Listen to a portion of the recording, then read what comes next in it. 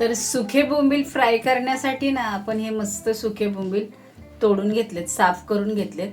तर आता हे ना स्वच्छ धुवून घेऊ. आता यामध्ये घालू 1 चमचा तेल, 1 पळी स्वच्छ धुवून घेतलेले बोंबील घालू.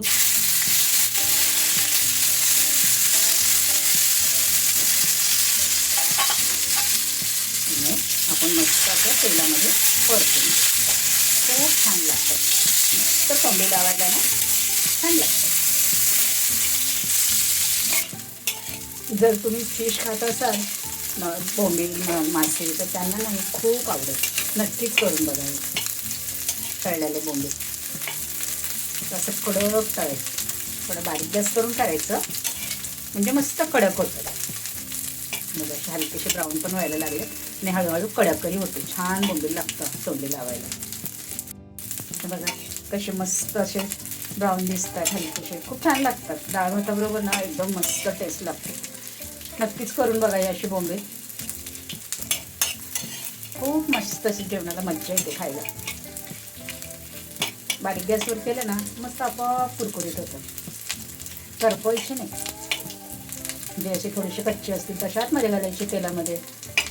सतत असं हलवत हलवत मस्त फ्राय करून घ्यायचे बोंबील. आता ही मस्तपैकी आपले बोंबील कुरकुरीत अशी झालेले आहेत. आता हे काढून घेते. जास्त बंद तर बघा ही मस्तपैकी आपले बोंबील किती छान दिसत आहेत, ब्राऊन आणि खूप छान अशी याची टेस्टी अशी जेवण होतं. बघा थंड जसे जसे होतील ना तसे तसे हे बोंबील आहे ना कडक होतात. तर बघा किती छान झालेत. गरम आहेत अजून, थोडेसे गरमच आहेत तर ते तरी तुकडे होत आहेत. पण जसे थंड होणार ना अजून मस्त होणार.